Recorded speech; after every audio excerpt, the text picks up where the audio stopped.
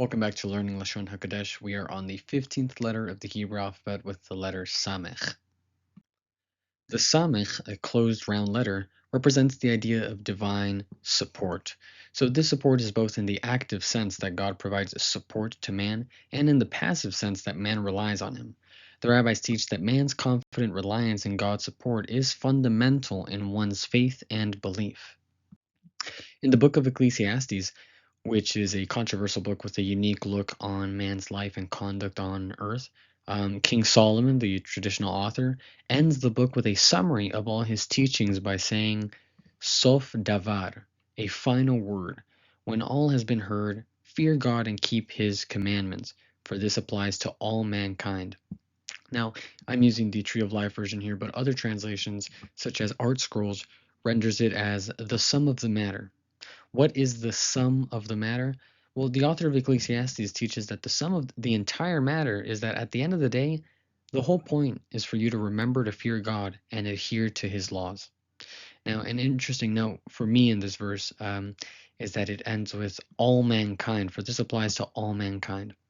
Now, it doesn't sound so exclusive, but rather it's a message for the entire world to submit themselves to this fear of God and to follow his commandments. So the enlarged samech in this verse is an emphasis on the fundamental requirement of reliance on God's support.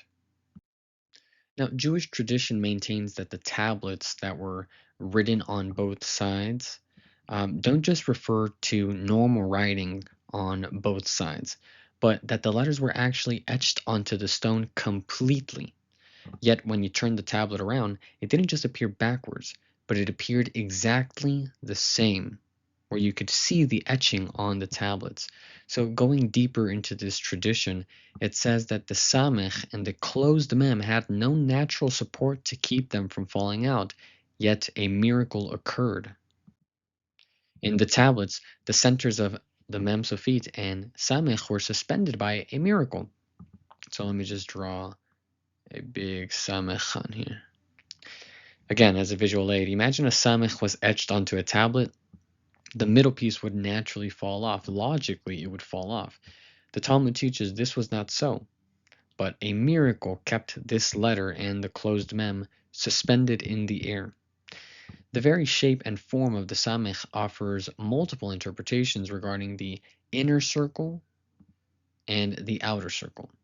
So, according to Otiot Rabbi Akiva, the perimeter alludes to God as the protector, and the interior alludes to Israel as the dependent.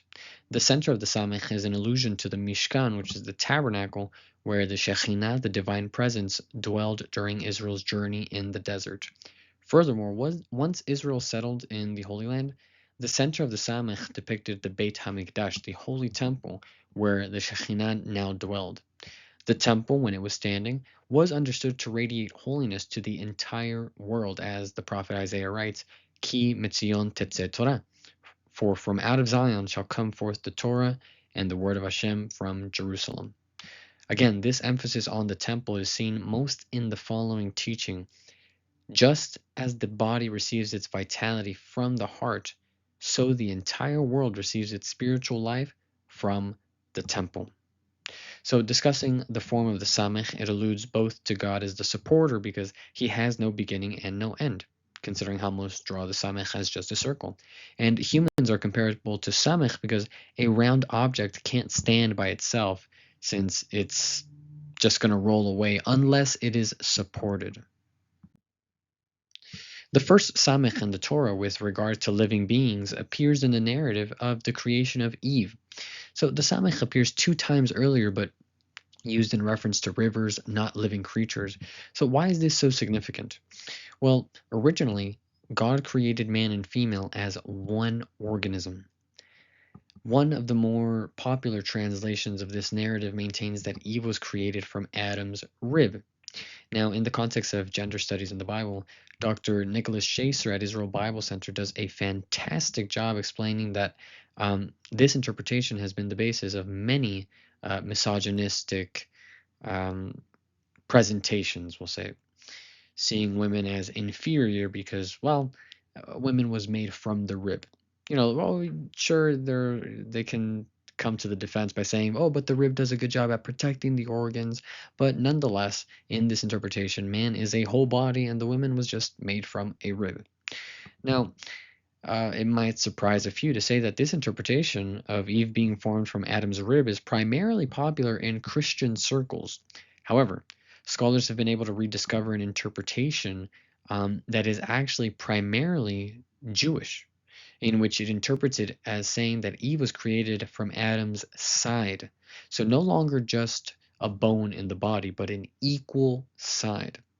Now, there are no modern artistic renditions that I could find. Um, I remember when I first learned this, my father said something like, in his head, he just thought of it as like maybe it's Siamese type of enjoining. But yeah, as far as I've seen, I could find no visual aid. Um, uh, I think I heard once that maybe they were connected from the back. Now, the Midrash holds this position as well, saying that Eve was created from Adam's side. Okay, so we're going to leave the interpretation of the rib aside, no pun intended, not just as a problematic misogynistic rendering, but just overall troublesome, in my humble opinion, since um, we're going to opt for the word side, continuing this teaching describing the formation of Eve from Adam's side as Vayizkor basar tachtena, and he filled in, literally, he closed flesh in its place. So the samech in this word indicates that the woman who became a separate being is meant to provide support to the human mission from a different perspective than she could have if she was still part of man. So this is the part to really pay attention to, because how does the Torah describe the woman's role? Now, the Hebrew in Genesis says, Ezer kenegdo, but how did the translators throughout history render these two words? So I have here a list of the most popular Bible translations in America and how they render these two Hebrew words. So we're seeing they pretty much agree with the helper, but kenegdo is sort of on the table of how are we supposed to render this? Helper fit for him, help meet for him, help suitable for him, helper comparable, helper as his partner. Well, to go further into our understanding of these words, let's begin by considering the Targum. The Targum is the Aramaic translation of the Torah, which is held to almost the same standard of holiness and necessity as the Hebrew written Torah. So much so that many printed versions of the Torah have the Aramaic Targum included right next to the Hebrew. The Targum renders this word that means helper as samech, literally support. Thus, in both the physical and spiritual realms, she is to complement him in his role. The wife, as Kol HaTorah comments, is neither man's shadow nor his servant, but she is his other half, so that the two together form a complete human unit. So I'm hoping you see the difference here that the rib has been used to imply something small and inferior, um, something definitely after, whereas this Jewish interpretation elevates the role of the woman not as inferior but as equal, not as man's servant but as his other half. So much so, Dr. Shacer comments, this is where the phrase "my other half" comes from. Now, about the literal translation of these two words is that it literally means helper against him. Well, can't it just mean that she was created literally opposite him? No, that's not enough for the rabbis. In order to bring about completeness of the man-female unit, the woman must be ready to act as an opponent. Well, is this not a contradiction? How can the woman both assist and oppose? If he is worthy, she is a helpmate. If he is unworthy, she is an opponent. The rabbis teach that if man carries out his mission properly, his wife should encourage and assist him. But if he goes wrong, it is her duty to stand up to him, making him aware of his weak points and offering constructive criticism. The sages teach that everyone has a blind spot when it comes to seeing their own flaws objectively. The Talmud teaches a man may examine all leprous spots except for his own. This rule is applied figuratively to all characteristics of human nature. So the wife can be Ezer, can be a helper in two ways: in a direct manner by suggestion and encouragement, or by adopting an adversary approach, which ultimately will be for her husband's benefit. Now, we're going to move on to this topic of simanim, where it says, make yourself simanim as study and memory aids in the Torah and thereby acquire it. So in its further interpretation of the Samech Ain, the Talmud identifies Samech with siman, which means a distinctive mark. Basically, it's an encouragement to use devices to help you study and remember the Torah. So among these known resources and devices are gematriot, which refer to resources to acquire interpretations through the numerical values of Hebrew words. Then you have your acronyms. When we've seen several acronyms throughout the series. There are alphabetic acrostics like Psalm 145 in the Book of Lamentations. And then other examples include proverbs, parables, and allegories. So these are all devices that we should be familiar with, in that these are devices that aid us in the study and memory of the Torah and its teachings. The Talmud makes the assertion, the Torah can be acquired only by the use of study aids. So I want to go over just a few examples of gematriot, or the numerical values and the interpretations found within these resources.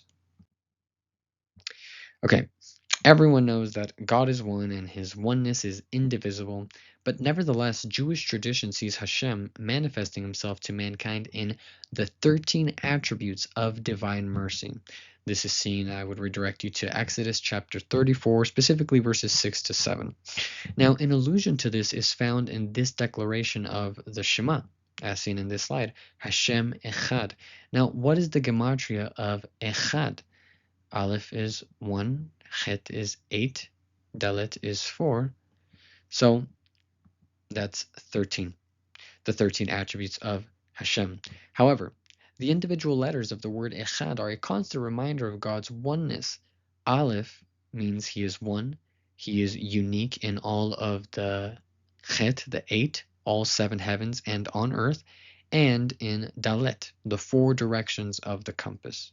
So this is just a quick example of gematria, the point being to assist us in these interpretations. And I would also want to redirect you to our lesson on the letter Zayin with the number 7 and the Shabbat table. That is prime example of gematria and going down, or aiming towards an interpretation. One who reviews a chapter of the Torah 100 times cannot be compared to one who reviews it 101 times. This is a famous Talmudic teaching. Well, what is the basis or the proof of this teaching? What's the difference between reviewing a chapter 100 times and reviewing it 100 times? Well, the sages used the numerical values of the very words to remember and to forget in Hebrew.